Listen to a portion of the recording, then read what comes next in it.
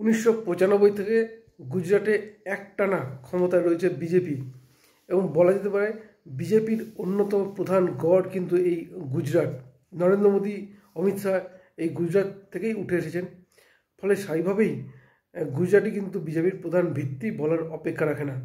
এবং এবার সামনের বিধানসভা নির্বাচন যে রয়েছে 2027-এ এবং 2029-29 যে লোকসভা নির্বাচন রয়েছে, এই 2027-এর বিধানসভা নির্বাচন এবং 2029-এর লোকসভা নির্বাচনকে পাখির চোখ করেই গুজরাটে সংগঠন বৃদ্ধি করতে চলেছে কংগ্রেস।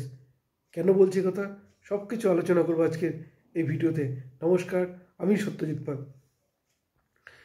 2014 থেকে কেন্দ্রে ক্ষমতায় বিজেপি এবং প্রধানমন্ত্রী নরেন্দ্র মোদী, এবং বিজেপি এই নরেন্দ্র মোদী প্রধানমন্ত্রী হওয়ার আগে গুজরাটের মুখ্যমন্ত্রী পদ থেকে ইস্তফা দিয়ে এসেছিলেন এবং বলা যেতে পারে 1995 থেকে কিন্তু গুজরাটে বিজেপি ক্ষমতায় রয়েছে এবং স্বাভাবিকভাবে বিজেপির অন্যতম প্রধান গড়।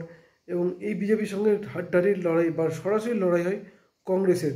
এবং বলা যেতে পারে একমাত্র 2017-এর বিধানসভা নির্বাচনে কংগ্রেস কিন্তু বিজেপিকে একটা বেগ দিতে পেরেছিল, কিন্তু 2022-এর যে বিধানসভা নির্বাচন সেই নির্বাচনে বিজেপি কিন্তু যথেষ্ট ভালো ফল করে এবং বলা যেতে পারে বা কংগ্রেসও সেভাবে খুব একটা জোর দেয়নি, কারণ রাহুল গান্ধী কিন্তু গুজরাটের প্রচারের পরিবর্তে ভারত জোড়ো যাত্রা কিন্তু যুক্ত ছিলেন। ফলে তার ভূমিকা নিয়েও প্রশ্ন ওঠে এবং সেইভাবে কংগ্রেসের ফল খারাপ হয়। কিন্তু সামনেই 2027-এর যে বিধানসভা নির্বাচন হয়েছে তাকে পাখির চোখ করতে চলেছে কংগ্রেস। কেন বলছি কথা, তার কারণ আমরা জানি যে নরেন্দ্র মোদী যে প্রধানমন্ত্রী পদে রয়েছেন বা বিজেপি যে ক্ষমতায় রয়েছেন তা কিন্তু গড় কিন্তু গুজরাট, এবং কংগ্রেস চাইছে এই গুজরাটের ধাক্কা, তো 2027-এ যে বিধানসভা নির্বাচন যদি গুজরাটে ধাক্কা দেওয়া যায় বিজেপিকে বা হারিয়ে দেওয়া যায়, তাহলে 2029-29 যে লোকসভা নির্বাচন বড়সড় ধাক্কা দেওয়া যাবে। আর সেই কারণেই রাহুল গান্ধী পৌঁছে গিয়েছিলেন গুজরাটে এবং গুজরাটে পৌঁছে দলের বিধায়ক, বিরোধী দলনেতা, এমনকি জেলা সভাপতিদের সঙ্গে আলাদা আলাদা বৈঠক করেন। প্রায় 8-9 ঘন্টা কিন্তু বৈঠক করেন এবং কংগ্রেস যেটা চাইছে যে 2025 থেকেই সংগঠন বৃদ্ধির কাজে ঝাঁপিয়ে পড়তে চাইছে কংগ্রেস, যার ফলে যেটা জানা যাচ্ছে যে সামনে যে দীর্ঘ প্রায় 64 বছর পর এই গুজরাটে কিন্তু অধিবেশন বসতে চলেছে। আগামী 8 এবং 9 এপ্রিল কংগ্রেসের ওয়ার্কিং কমিটির বৈঠক তা কিন্তু এবার গুজরাটেই করতে চলেছে।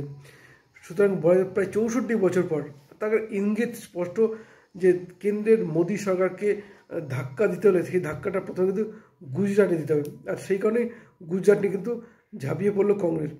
2017-এই ভালো ফল করেছিল, 2022-এ খুব একটা গুরুত্ব দেয়নি। রাহুল গান্ধী ভারত জোড়ো যাত্রায় যুক্ত ছিলেন, যার ফলে খারাপ ফল করে কংগ্রেস এবং 2029-কে পাখির চোখ করেই বলা যেতে পারে 2027-কে টার্গেট করেছে কংগ্রেস। আর সেই কারণেই এখন থেকে দলের সংগঠনের মজবুত করতে চাইছে, একাধিক কিন্তু কর্মসূচি নিয়েছে। যে বললাম 64 বছর পর, দীর্ঘ 64 বছর পর প্রথম ওয়ার্কিং কমিটি মিটিং বসতে চলেছে এই গুজরাটে। এই একদিকে যেমন নেতাদের সমাগম হবে, বিভিন্ন রাজ্য থেকে তাবড় নেতারা আসবেন এই সম্মেলনে যোগ দেবেন। সুতরাং কংগ্রেসকে নিয়ে একটা গুজরাটের চর্চা আলোচনা শুরু হয়ে যায় বলার অপেক্ষা নেই। আর সেই কারণেই পাখির চোখ কিন্তু কংগ্রেস করেছে গুজরাট, কারণ মোদীকে হারাতে বা কেন্দ্রে বিজেপিকে ধাক্কা দিতে হলে গুজরাটকে যদি হারানো যায় বা গুজরাট যদি কংগ্রেস থেকে বিজেপির হাত থেকে ছিনিয়ে নিতে পারে কংগ্রেস, তাহলে কেন্দ্রে একটা মেসেজ তৈরি করা যাবে যে গুজরাট যখন হারানো গেছে 2029-এ বিজেপি সরকার কেন্দ্র থেকে সরানো যেতে পারে।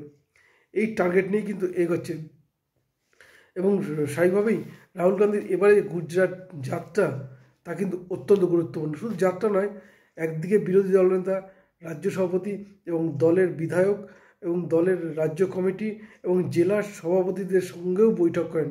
বার্তা একটাই, যে সংগঠন বৃদ্ধি করা, আর সংগঠন বৃদ্ধি করতে কোমর বেঁধে নামতে চলেছে কংগ্রেস। এবং এই যে বললাম যে ওয়ার্কিং কমিটি যে সম্মেলন হতে চলেছে 8 থেকে 9 এপ্রিল, এবং সেইটাকে সফল করতে রাজ্য স্তরে একটু প্রচার কিন্তু জোরালো হাওয়া তুলতে চাইছে কংগ্রেস। আর তার লক্ষ্য নিয়েই কিন্তু ইতিমধ্যে কিন্তু জেলা স্তরের নেতারা কিন্তু শুরু করে দিয়েছেন প্রচারে। এখন 2027 এখন অনেকটা সময় এবং 2029 অনেকটা সময়, 4 বছর। তো তার আগে এই যে গুজরাট নিয়ে সিরিয়াসনেস, এটা কিন্তু অত্যন্ত গুরুত্বপূর্ণ। এবং বলা যেতে পারে এই রাহুল গান্ধী যে গুজরাট যাওয়া, মোদিও খুব একটা পিছিয়ে নেই, কারণ মোদিও ইতিমধ্যে গুজরাটের একই সময় পৌঁছে গেছেন এবং তিনি যে লাখপতি দিদি যে কর্মসূচি, সেখানে মহিলাদের নিয়ে একটা সম্মেলন করেন। এবং বলা যেতে পারে রাহুল গান্ধীকে একা প্রচারটা দিতে চান না, নিজেও পৌঁছে গেছেন গুজরাটে। ফলে স্বাভাবিকভাবেই 2027কে যে কংগ্রেস টার্গেট করেছে বিধানসভা নির্বাচন, তার জন্য এখন থেকে যে দেখা যাক আর কী কী কর্মসূচি নেয়, সেদিকে আমাদের নজর থাকবে, বা এই কর্মসূচিকে কাউন্টার করার জন্য বিজেপি কী পদক্ষেপ নেবে সেটাও কিন্তু অত্যন্ত গুরুত্বপূর্ণ, এবং সেদিকে আমাদের নজর থাকবে। নজর রাখুন আপনারাও। ধন্যবাদ, ভালো থাকবেন সবাই।